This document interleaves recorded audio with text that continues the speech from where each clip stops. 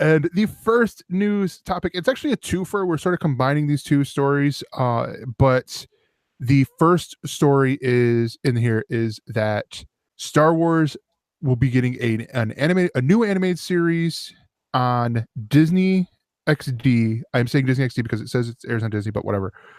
Called Star Wars Resistance, and it is coming this fall. What this is going to take place in the months before The Force Awakens. So this is definitely Star Wars, or Star Wars and Disney hitting at the thing that's given them success in the animated side of things here. We have a big event. We are going to flesh out the events beforehand by doing animated stuff. That's what the Star Wars The Clone Wars was. That's what Star Wars Rebels was. With the Clone Wars being in between episode 2 and 3, and then Clone Wars being between 3 and 4. With this, this is going to be, like I said, before episode 7. The cool thing with this is that we have, we're following Kazundo Ziono. Kazuda, sorry. Ziono. I'm guessing Ziano just from how it's spelled. Kazuda Ziano. We don't know who is playing that character, and we don't know really anything about that character at this point. But what Greg is alluding to is that it is going to involve voice actors related to the Star Wars films. Oscar Isaac and Gwendolyn Christie plan to reprise their roles of Poe Dameron and Captain Phasma, respectively. Yeah. So in that regard, we're getting something that is not only tied into the current crop of movies closely, although it is prequel, we're also getting people from the films and prominent characters from the films. One of the things that I think is a somewhat of a complaint about the two movies so far is that Captain Phasma has been eye candy only, has been a very visually interesting character from the trailers, and then not given much to do or to earn that coolness factor, other than the fact that it's Gwendolyn Christie playing her, which itself is pretty cool. Yeah, a lot of people have. I think that's why a lot of people had taken to Marvel's Captain Phasma comic that they did, the short run series written by Kelly Thompson, because it fleshed out Captain Phasma way more than what either of these two movies have done, where I think she's had all of maybe 4 lines.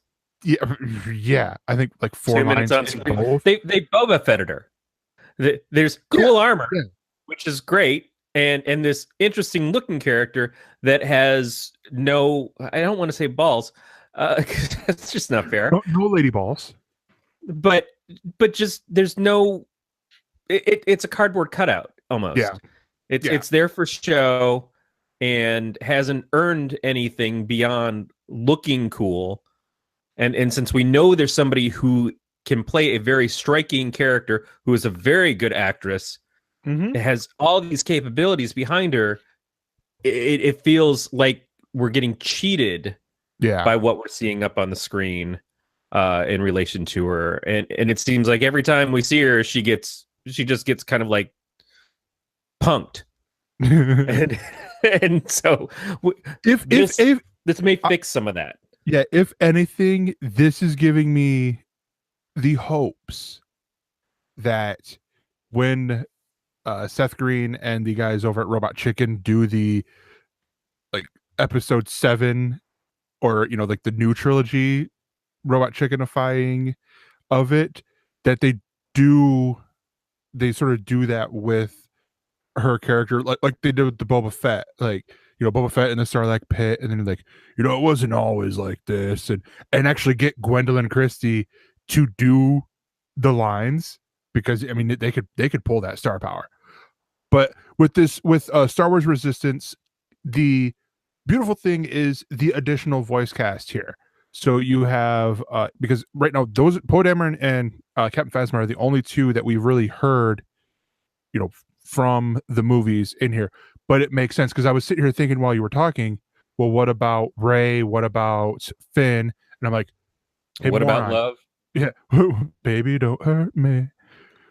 But I look at this and I go, oh wait, duh, moron! It takes place before the Force Awakens, where you meet them, Right. as they're meeting everyone else.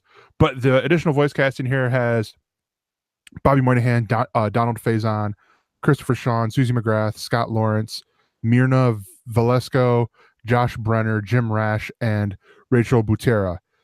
That's a great voice cast. I mean, I don't know all those actors, but I mean, a lot of those guys have been doing voice work for a while, for things. Donald Faison has been doing voice work for Robot Chicken for a long time now. Actually, I think even interned with them to do the stop motion stuff shortly after Scrubs left, or Scrubs went off the air and stuff. But Jim Rash, brilliant writer, director, actor, and all that. I'm excited for this one. Mainly because it's Star Wars, and the one thing that I don't like with this is the fact that it seems like Disney's still doing the whole, well, Disney Channel is more for girls and Disney XD is more for guys thing. Well, you're the one who made the distinction that it's Disney XD when the article says Disney Channel. If you look at the bottom, Star Wars Resistance will premiere this fall on the Disney Channel. Like what's the Disney XD? Mm-hmm. Okay, I don't know. It does make a certain degree of sense to have a type of programming on one station, so that the expectations, if you're already tuned in, that you don't change the channel. But that's a type, not necessarily going for like program that'll go for the boys or go for the girls. And even then, I also don't know that Star Wars is necessarily for the boys. Well, but it's going along with their, or you could even put it with this of they're going with turning Disney XD into something along the lines of where the properties that they've purchased go, because it's also where we get the Marvel animated shows is over there, but they have other programming as well. I don't know. I don't like the idea because I don't like as Beat put in the chat, a CBS All Access move. You get the premiere here on this one channel, which in cable packages is a lot smaller down. You signed up for it's at a lower tier, so everybody will get the regular Disney Channel, but to get Disney XD, you have to go up to a higher station. Yeah. And all that. More. It's that Disney, it's that CBS All Access part here, with Star Trek. Oh, here, we're going to put the pilot out on, we're going to air it on our national, network TV and all that. But do we feel like it's going to be resolved when Disney launches their own streaming service? Do you think you're going to get access to the Disney Channel and the Disney XD stuff on that service too? Yes, because I honestly feel like, because right now, like on the Roku, they have, they compound all three, because they had it split up a lot more logically with one of them. They had Disney Junior as its own app, and then they had Disney and Disney XD, all of which you still had, as long as you had the cable subscription, live stream available.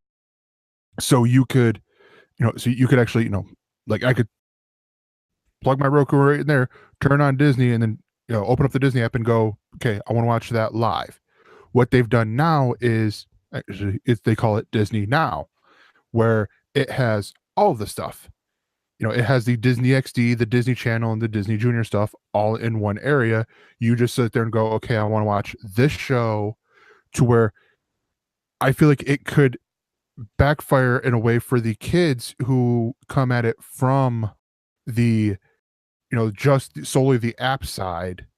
And you're like, mommy, I want to watch this. Well, what channel's it on? It's on Disney. They turn it to Disney, and it's not Hannah Montana. They don't play anymore, but it's like Bizarrevark, or, one of the other shows that airs now on Disney, or, like Stuck in the Middle.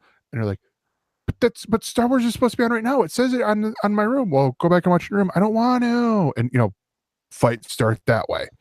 I still feel like it's because the types of shows that are on XD all lead more. And you might be right on the stuff that was, well, it's not really licensed because they own all those properties.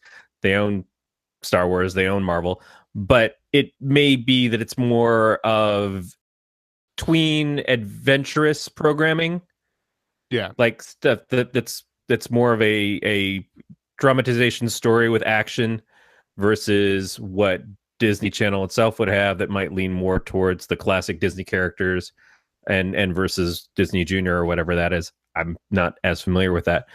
I don't disagree that it sucks to have to go to a higher end channel as far as cable tiers, but I also feel like that's something that's going away.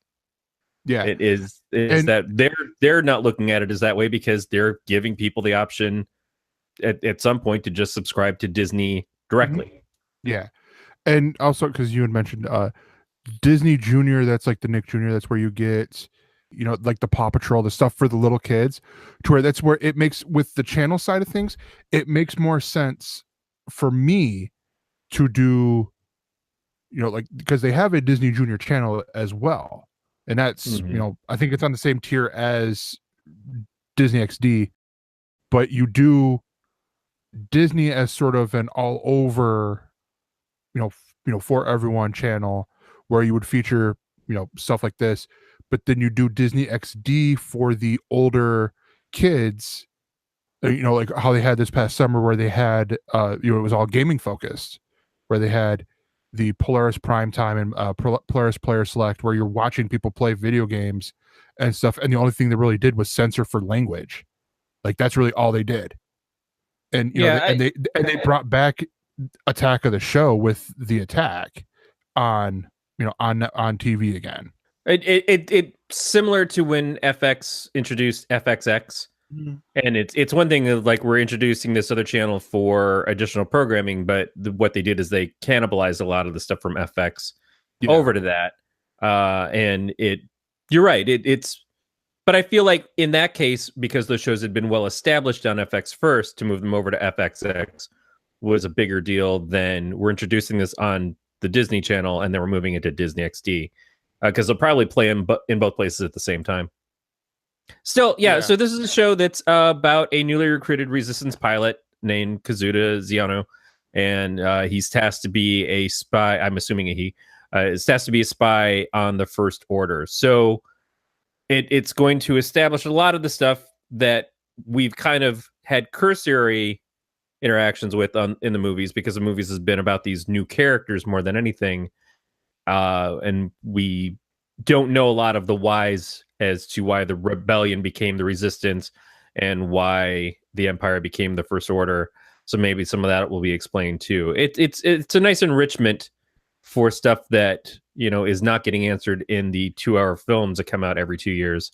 Yeah, one of the things I sort of hope is, if this takes off like I think it will, that we get more of the actors from we get Adam Driver and we get John Boyega, bringing their roles over to this. John Boyega definitely seems like there could be some story there. Yeah, because his idea of waking up and deciding to not be a part of the First Order anymore. And that I could see that being something in season 2 or 3. Plus, then he gets to play a villain.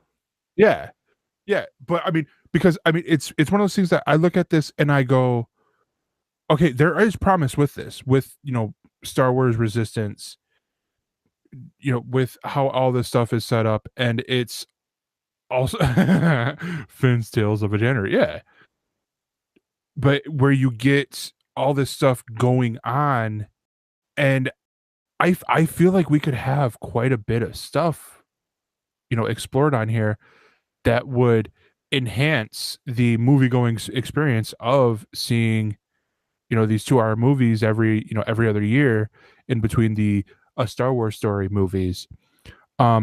Which reminds me, one of the trailers that they played before Infinity War was the Solo movie trailer, which I've seen 1,000,000 times at Target. Thank you, Target, for striking that deal. But it's actually working on selling me on the Solo movie. Like, good. I'm seeing that trailer and I'm like, I'm probably gonna go and seeing this, because at first I'm like, oh great, I didn't need to watch this trailer, and I'm gonna get, like, the first time seeing it, I'm gonna get so sick of it. I did get a little bit sick of it, but at the same time I'm like, I'm gonna go see this movie. I just don't think it'll be like I did tonight. Like, hey, can we push the show back a little bit because I'm going to see Solo? But that next day, the next day off or whatever, be like, and I'm going to the movies. But yeah, the other animated side of the animated show, actually, there's some stuff in here that I didn't even know happened. I did not know that DreamWorks Animation was bought by Comcast and NBC Universal. So that's kind of news to me too. Yeah, but when I saw this headline, you can file this under the wait what headlines for me. Netflix is working on an animated series based off of the Fast and the Furious with Universal Movies and the DreamWorks Animation. So this is a cartoon show, an animated TV show based on the universe of the Fast and the Furious, and it is geared towards families. The series is going to be executive produced by Vin Diesel. Well, hold up. According to Dom, the whole Fast and Furious chain is about family. When I say family, I mean bring your kids, not, oh yeah, pat, we're family sort of deal and all that. But yeah, so the Fast and the Furious, is based on Universal's, franchise. It will be executive produced by Vin Diesel, Neil Moritz, and Chris Morgan. And they were also producers on the live action movies. And the cool part is because this is the big headline grabber. The other part of it is the fact that that DreamWorks Animation is going to be doing a lot of stuff, and Universal Movies will be doing a lot of stuff for Netflix with what this deal sounds like. Have they not been already though? Because they did the Puss in Boots series. Well, but it's going to be even more. I think they have, but I feel like it's going to be even more. It is a little interesting just because this was it sort of came out of nowhere, and because it's not an animated series from another animated series. It's not like the King Julian series based off of the what was the Madagascar. Based off of the penguins of Madagascar, based off of Madagascar. Right. So the fact that they're taking a film and making an animated series for it, this is going to focus on Tony Toretto, the teenage cousin of Dom Toretto from the films, who will infiltrate a racing league that is actually a front for a criminal empire. So obviously tonally bringing it down to a younger audience level, but still sticking with the themes and where the ridiculous driving will be as cartoonish as the actual animation, as opposed to just what they try to make us think is the action movies. One of the parts that for me has some promise of it is the showrunners that they have here, the executive producers and showrunners. One of them, Tim Hedrick, who was a producer on Voltron: Legendary Defenders, and Brett Holland from All Hail King Julian, the other show you mentioned, will serve as executive producers and showrunners. I mean, it is a smart move. Where I first, looking at the headline at work the other day, I was like, wait, what? A Fast and the Furious animated series? Not reading the article, just reading the headlines. I'm like, this is dumb but reading this, reading the article here, I agree. It actually, how you point out with it's following Dom's cousin, Tony and all that, which I'm picturing him bald. I mean, if you're gonna have it's just like, it's a family condition. I don't know why I made him sound a little bit like Stallone, but whatever.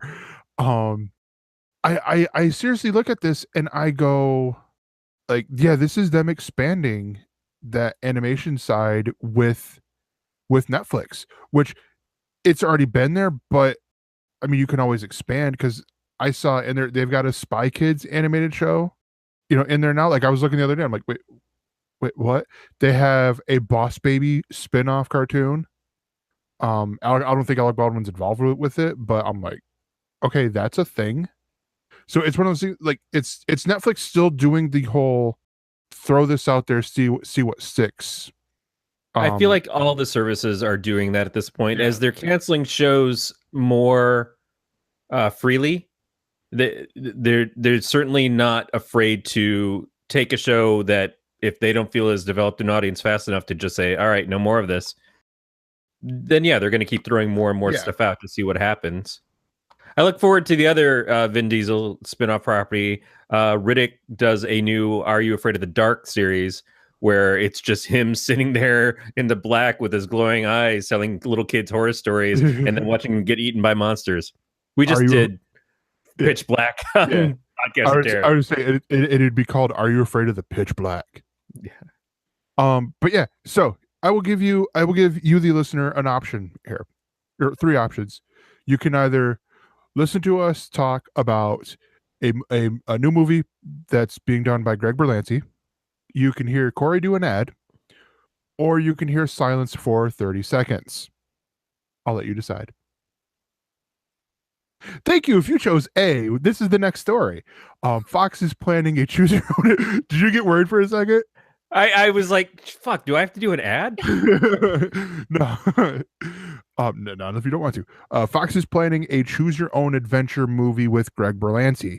The Kino Industries movie or control movie, collaborative cinema experiences, it's quoted here in the article, is partnering with 20th Century Fox for this choose your own adventure movie. All right, so kids, now you might not know about these things. I read, but back in the 80s, we had these things called books, and they were printed on dead tree strips. And normally, a book goes in a chronological order. The pages are numbered. You go from I was going to say 1 to the whatever the highest number is. But there are things like the indicia and stuff that don't have numbers. It's really confusing. You got to flip past all that shit to get to the actual crunch of like chapter 1.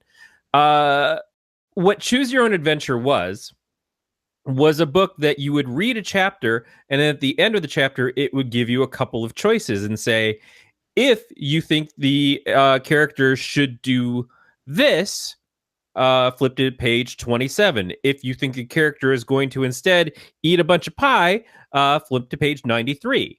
And then you go to that next the chapter that it led you to, and it would get to the end of that page, and it would say, okay, now she's eaten the pie, and if you think she's going to be enormously sick, go back to page 62. If you think that the pie was excellent and she should also devour that cake over in the corner, go to page 142. And you flip to page 142 and it says, well, dumb bitch died. She got diabetes and just fell over. And you're like, oh, shit, I didn't mean to go to that page. And you flip back over to page 62 where she was just like, she threw up and becomes bulimic. And that's the whole gist of this stuff. Is usually they were adventure stories, and you would make the choices for the character. And sometimes the character would not make it past your chapter. You would make the wrong choice, but it's never really a wrong choice because you're getting a story. You just get to a gruesome end for that character. Or you would make a different choice and it would go on longer and longer, but still eventually end because stories do that back when they weren't in the Marvel universe. How this is going to play out in a movie experience is interesting to me, and particularly a movie experience in a theater, because we were talking about this a little bit before the show, and you had some thoughts on it. So, because what this is with, like I'm pretty sure this is working the Kino Industries, control movie technology that they're working on here. I highly doubt it's going to be just a little panel thing that you put, that sits right there at the arm, because it's going to be something that the movie theaters are going to have to, invest money into to then, only work for select movies and all that. So probably what it's going to end up being is, as you're sitting in there and you're watching the pre-roll stuff, hey, your local business paid for this ad, so watch this ad, and they're pimping out their AR apps, which that was a new one. The movie theater that I went to watch Infinity War, they had the you ever heard of the company Nuvi? I don't know if you've seen it over in your movie theaters, but it used to be it had a different name because it still has Maria Menounos hosting it, but they have this Nuvi AR or Arcade. It's AR capitalized because it's augmented reality. where they put the screen, they put the picture on the big screen, and you take your phone and you go like this, and you're playing a game where you're blasting aliens or whatever. So now they're encouraging people to pull out their phones in the movie theater. But that's before the movie. Before the movie, I know. That's in the back in my days when they gave you the trivia questions up there, and you're sitting there, you're like, it's Tom Hanks, or at least I was, because I was an indoor kid who had no life. With this, it's gonna be oh hey, download our Kino Industries app. And as Beat is putting it, sounds awful. But by the way, if anybody wants to know the question that Gregor was screaming the answer to, it was obviously who was the lead in Boys in the Hood? Tom Hanks. Yes. Actually, I think it was something about Castaway, but yeah, it was like, or it'd be the all those weird puzzles that they had and stuff. And I'm just like, it's this, and my mom's like, how do you know this? I don't know. I just do. But so with this, I see the Kino Industries, the Control movie, Control spelled the cool hipster way of CTRL or Elite Speak way, being an app that you download, and then you then vote for it.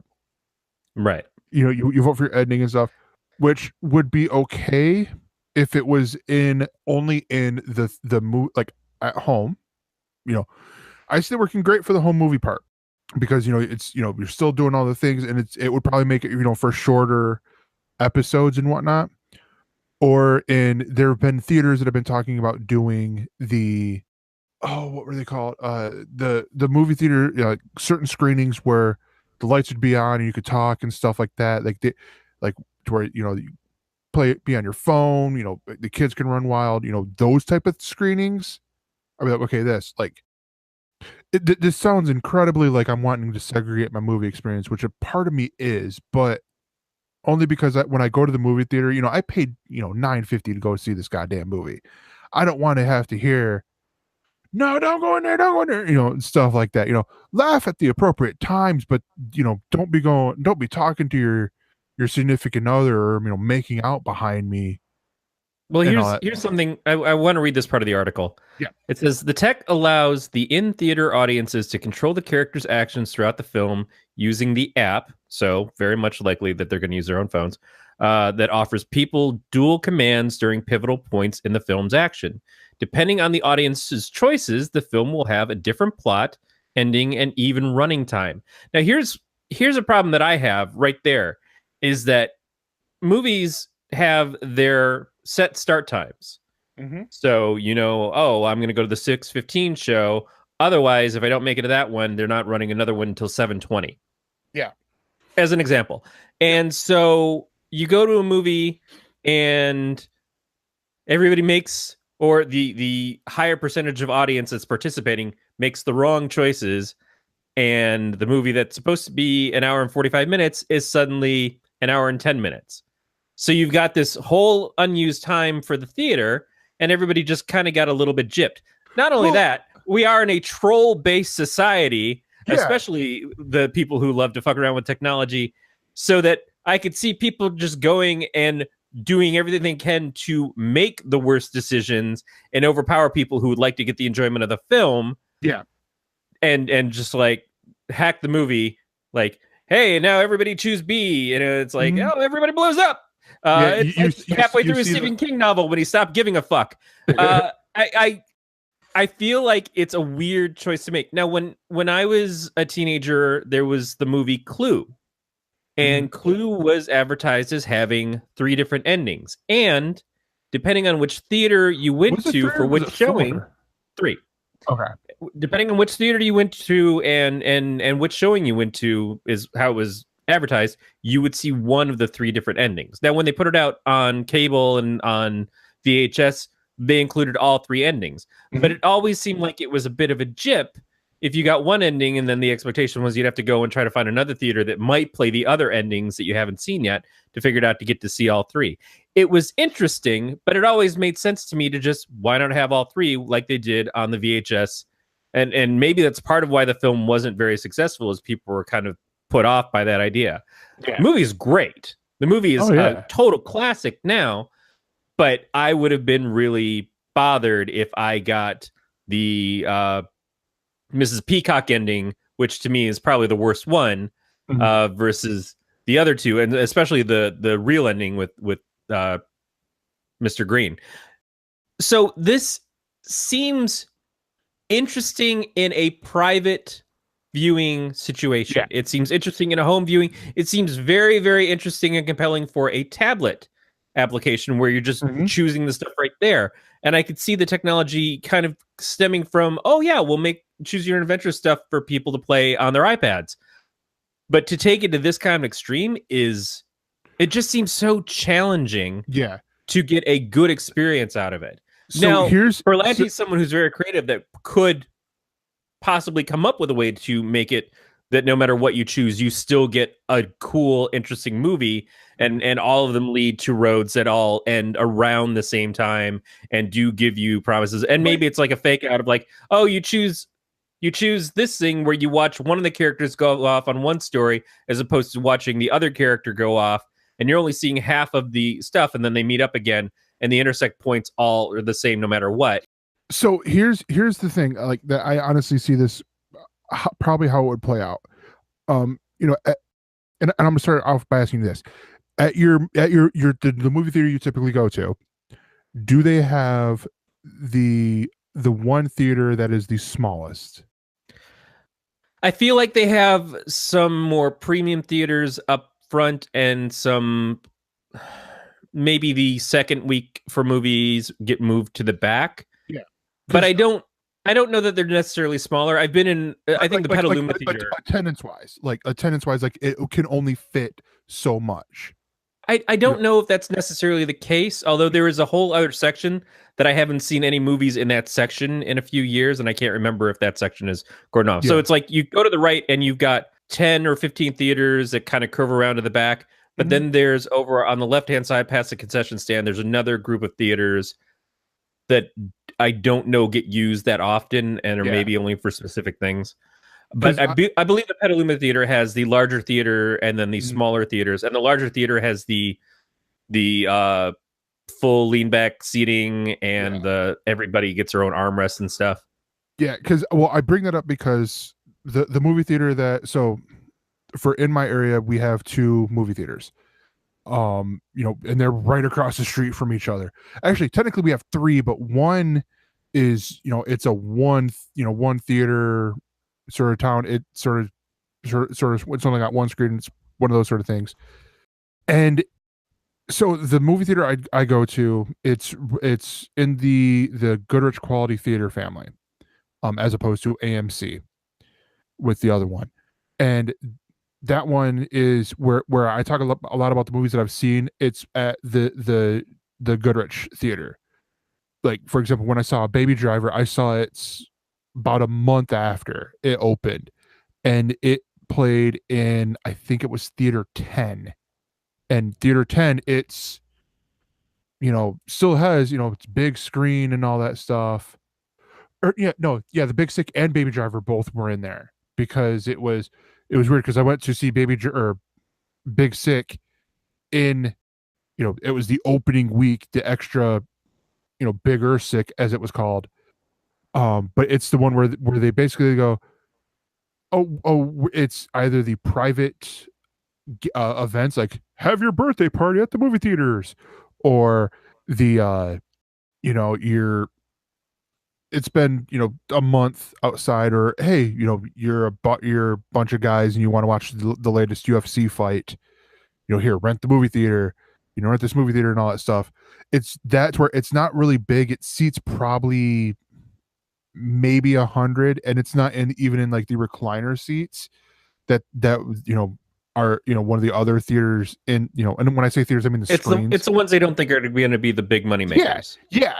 So this is where I see this going into this choose your own adventures thing, because where they still would have would probably would end up losing money, to where, like, that's the other thing is, like, I don't see this really making a lot of money, to where I think it would end up going towards the home theater market and all that. But that's kind of my question then, is then why even try to roll something like this out? Because you're going to have to set up some sort of special equipment for people with the apps to be able to send the choices that they make up so that the theater itself reflects it and not just going out to the web and having to shoot back. Yeah. You're going to have to do a lot of stuff to prep this, at which point, why not just make it a home video release to begin with, where you can control the stuff with your Apple remote. Oh, wait, no, those don't have any keys. Just I think the reason why is because of the people that they got going with it. They got, Berlanti Productions, Davis Entertainment, Chuseko, all working on, with Berlanti being the bigger,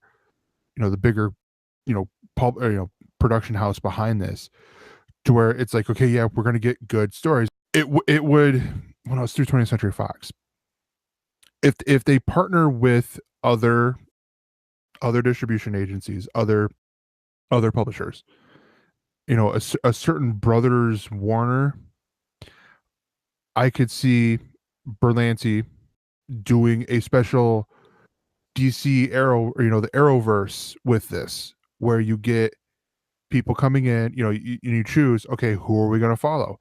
Are we going to follow Supergirl? Are we going to follow Green Arrow? Are we going to follow Flash? I could see that going on.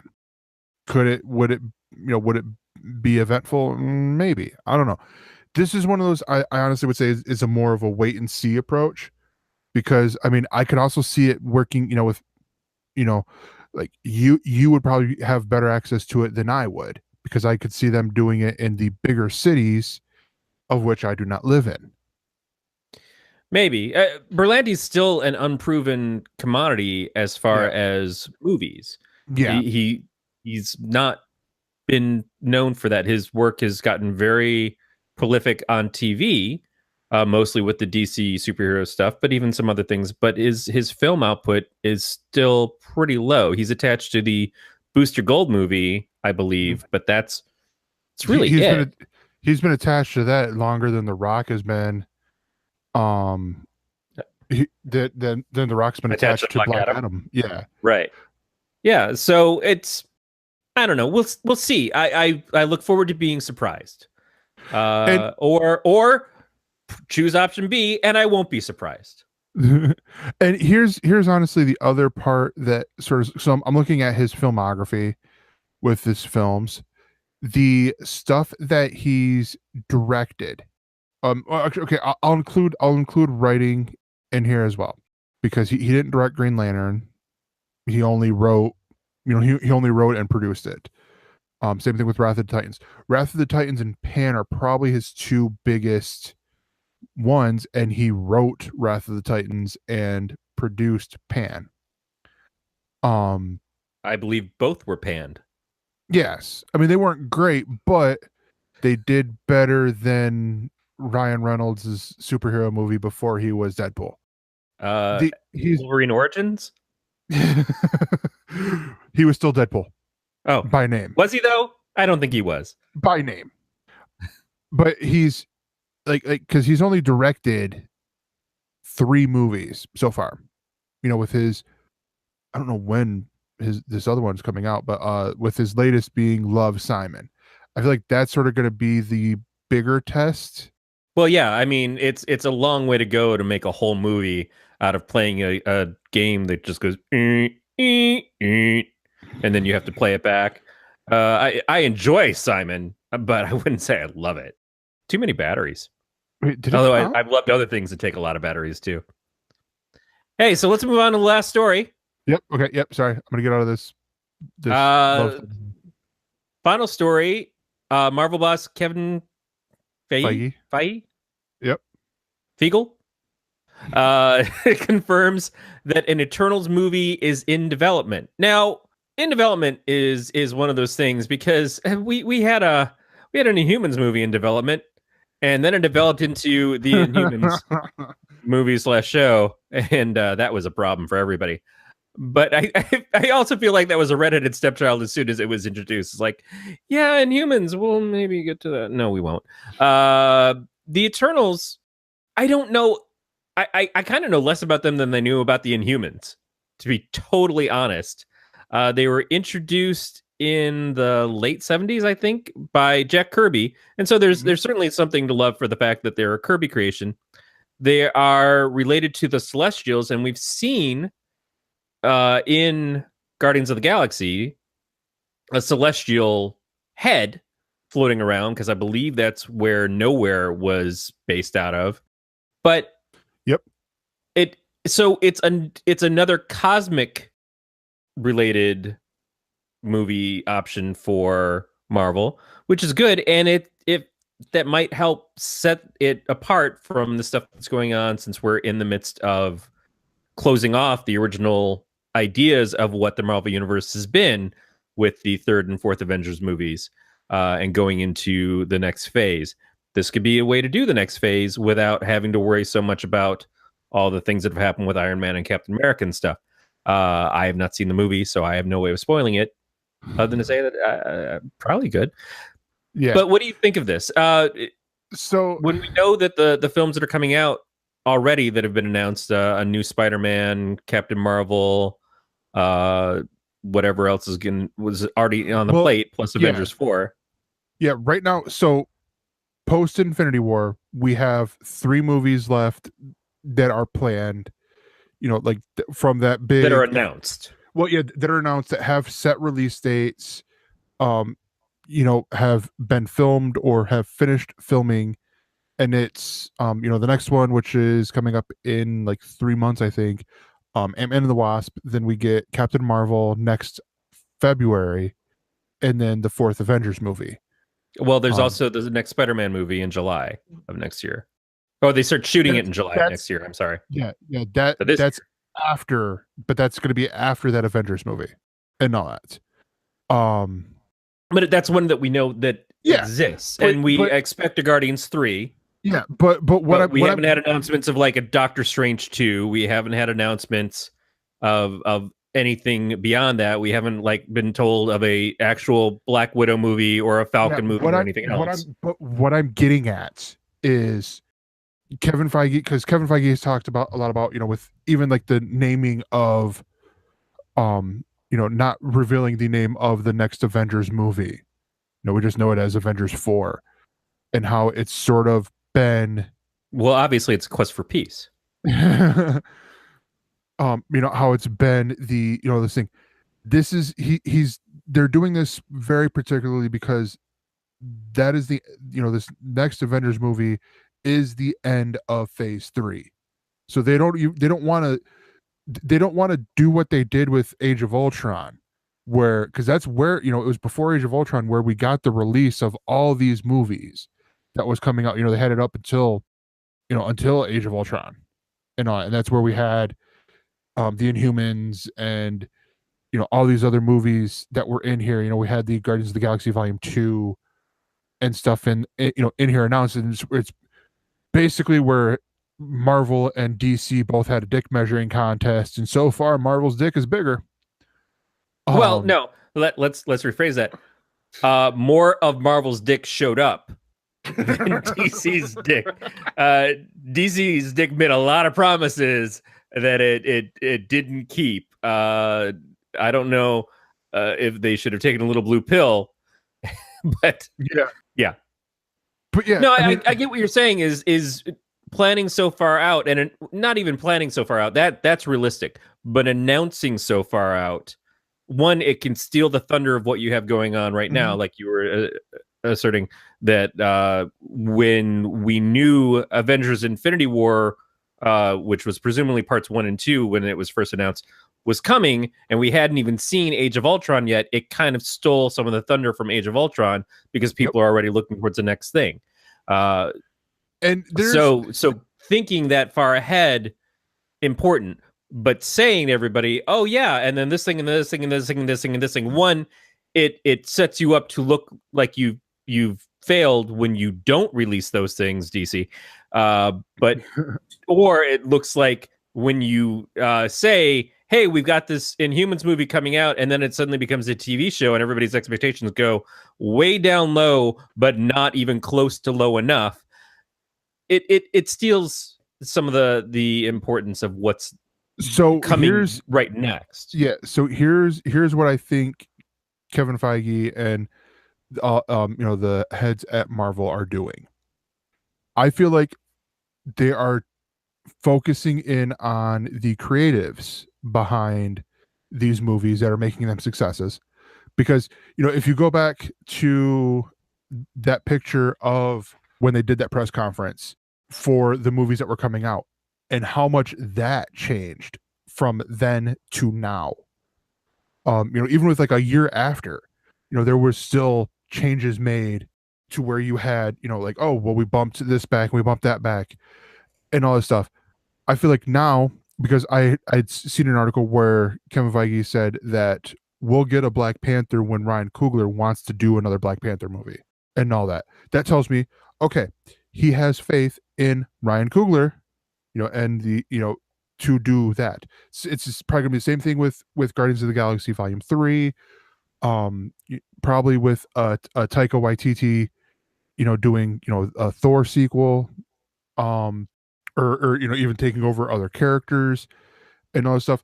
So to get back to the Eternals here, I feel like this makes sense because also, and this is where I'm not 100% sure, but in the comics, isn't Thanos from the Eternals? Isn't he like a child of the Eternals? I don't know if the Eternals were Marvel's answer. We get Jack Kirby back, and he wants to do a Marvel version of the New Gods, and so Thanos is Marvel's dark side, maybe. But again, I don't have enough familiarity with the Eternals to say if that's the case. All that space stuff kind of blends in, but certainly Kirby's involvement, Jim Starlin's involvement, it seems like those things could tie together well. But it also could be, didn't James Gunn say that he has another set of movies that he'd like to do outside of Guardians? And this could be a part of that, and he could use the OG Guardians that he was introducing in Guardians of the Galaxy 2 as part of this as well. Yeah, very true. So I'm going to hit on real quick because I found it on the Wikipedia. In the comics, he was born to the Eternals mentor and Sui San, probably butchering that name. So yeah, in again, comics, he was an Eternal, but it's like basically he's like an Eternal, but he's also a mutant because he looked different because his his mother's great grandfather was a California raisin, and all that. But I mean, it's. So I honestly I look at this and at the Eternals, and I think it is a great, even with like what they're they're focusing in on one of the characters from the Eternals. They've got many writers. I feel like it's just one of those things like they're gonna like they're saying, hey, it's in the works, but it's not like, oh, hey, this is what it's gonna be and stuff. And I agree. I mean, I feel like what Marvel's doing is they have their group of people who have been hitting it out of the park and want to do stuff with them. So it's sort of like the what are they going to do? Are they going to just sort of piss on the cornflakes of James Gunn and all these other guys, or are they gonna go, oh yeah, you want to create, well what ideas you got, and stuff like that? Because that second one's going to be a better option, so it's going to make Marvel and ultimately Disney that millions of dollars. I also feel like at the point where we're at with the Marvel films is that the idea of the interconnectivity and having to establish a world is so taken care of already that now it would be very easy to bring in tertiary characters, things that weren't really looked at before, and just have it work. Building that base with Iron Man and the Avengers and all these things makes everything else have a foundation under it that they don't have to explain what this world is like that they're in, so that they could do a Moon Knight movie, they could do a Madcap movie. I don't know. There's any number of Marvel characters you could choose. They can't do D-Man because that's just dumb. But all these other things that they could bring in to the Marvel universe pre-existing, and a lot of the grunt work is already out of the way, so it would be a lot easier, and they don't have to have things back and forth crisscrossing all the time of like, and Bucky is over here with T'Challa in Black Panther land, and and Tony Stark is hanging out with the members of Shield and all these other things. It's like now the interplay isn't as needed. It's valued, it's beloved when it works, but this thing of like, oh, and then we spin Ant-Man out of we have him tie into the Avengers because it makes Ant-Man seem more pertinent, and we have Doctor Strange seem more pertinent by having him have the Thor stinger at the end. Maybe that time is kind of over by the time we get to Phase 4. Yeah, and I mean, I don't know. I mean, I also wonder how many more Stan Lee cameos we're really going to get, as sad as that is to say. I'm not going to comment on that. I mean, it's I get where you're going, but there's a comment I was going to make. I'm like, nope. Eat the words. Just eat the words. Calm. Wait your 2 weeks like your rule is, Greg. Come on. I really think we're going to have to do an Infinity War special where we just spoil, we get in depth, because there's a lot that you can talk about with it. And it's pretty fair because it's a 2.5, almost 3 hour movie. But yeah, I'm not going to talk about that quite yet, because I got to say, this is going to do it for the news, and we will be right back. For more on this Galactic Network podcast, go to gncast.com. That's GNCASTS.com.